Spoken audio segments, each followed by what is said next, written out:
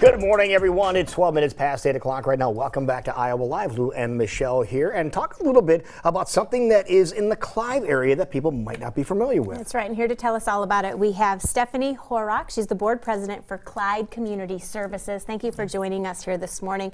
And you know, for those of us who maybe aren't that familiar with what you guys do at Clive Community Services, why don't you talk a little bit about your organization and the services you provide? All right, yes, we offer a food pantry, a clothes closet, a free medical clinic, and we have some educational services, which mostly at this point is ESL lessons for some of the refugee population that we serve. Really? All right, let's start with the first one here. Let's talk about, you said you have a food pantry. Where's it located? We are at 2190 Northwest 82nd Street in Clive, and that is just north of Crestview Elementary on 82nd Street. So I always like to say we're in the 86th and Hickman area. Oh, sure, okay. Yeah. Gives people an idea there. And what type of things do you have at your food pantry? So we are part of the DMARC network of food pantries. I don't know if you know, they have food pantries all across the metro, and so we have all the typical things that they have. We get all of our food from them. It's a wonderful blessing for a food pantry to just be able to order their food. I've volunteered at other food pantries where they have to do all the time food drives, and they have to work really hard to get private donations in. Now, we do get some private donations, and with those we stock another room that we call our anytime room, because I don't know if you know that you can only visit a DMARC food pantry anywhere in the network once a month. Okay. But you know, groceries, how many times a week do you go to the grocery store? Exactly. I mean, it's never ending. So anytime we are open, people can come shop this anytime room. And you might not get exactly the same stuff that you get on the DMARC side, but you're leaving with something. And in that room, we feature a lot of food rescue items. Are you guys familiar with the concept of food rescue? Okay, tell everybody for those that aren't. For instance, we get a lot of come and go items. So when you go to your convenience store or even your grocery store, some of those fresh packaged items, they switch those out regularly so their customers get the freshest items. There's nothing wrong with those items. They should not go in the trash, but that's where they've been going for a long time. And so there is a new emphasis on food rescue. They've got a group that Eat Greater Des Moines that organizes that. Okay. They organize the transportation, and we get all of that in right before our pantry opens, and we push it out the door. It goes home with needy people. So how about that? Yeah. What a great thing that is. So for the people who could use a benefit from these services, and how does that process work? Can anybody just come in? Do they need to do some sort of a registration? What does that look like for the people that... To go through the DMARC part of the pantry, you do need to go through an intake interview. Every adult needs to bring a photo ID, and then there needs to be some other form of ID for children. So it could be a health insurance card, it could be your school lunch card, just something to show that that person exists. And then there's a series of statistical questions that they ask, and then you are served through the pantry. Now, what about the anytime room? No. Okay, the anytime room is just people that are in the area, and how often is the food pantry utilized? So we are open on Mondays from 4 to 7 in the evening, and then on Friday mornings 9 to 12. Okay. And so, yeah, anybody can come shop that anytime room for food. You come in, you talk to a receptionist. She gives you a colored number depending on which service you want. If you want the DMARC pantry, you get a green number. If you want the anytime room, you get a blue number. If you want clothing closet, you get a pink number.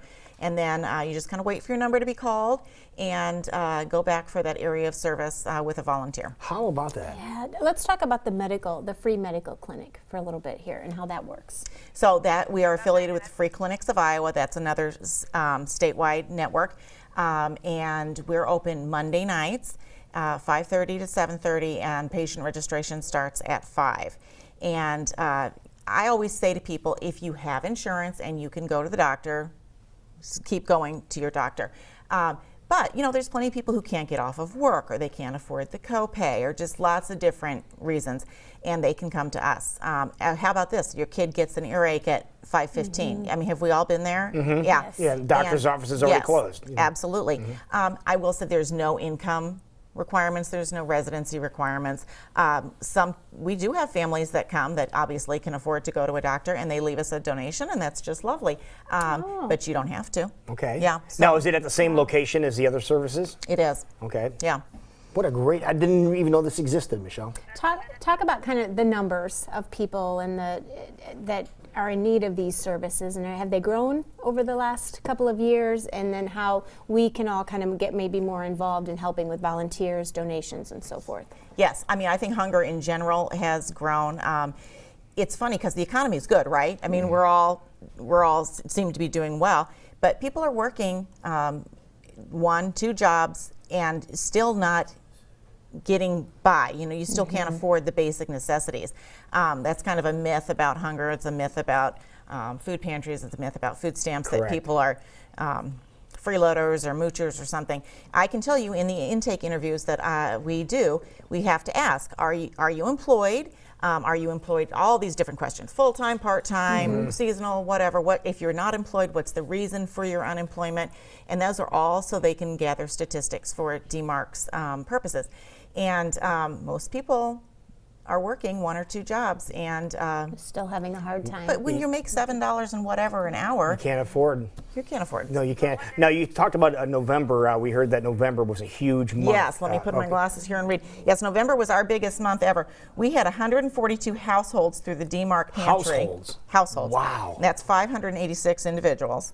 And then we had 179 visits to the Anytime Room. Now that could be repeat households. Right. And then 281 visits to our clothing room. So we had a big month in November. So Okay. let's talk about what your needs are in regards to, are there the items that people could be donating that would be very helpful this time of year?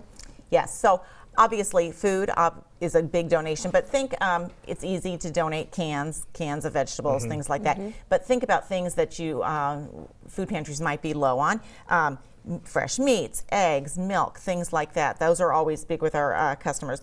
And then think about personal care items, because we do get wonderfully through DMARC, we get all of our food items, but we don't get laundry soap, we don't get personal care Like items. toothpaste and things like that? Shampoo, things, toilet paper. Everybody needs toilet paper. You think? Yeah, okay. And a lot of people don't think about that. In my experience, everybody needs that, yes. So that would be something really simple, really easy, and really have a big benefit. Yeah, I always like to say to a group, like a youth group, to have a toilet paper, build a toilet paper tower.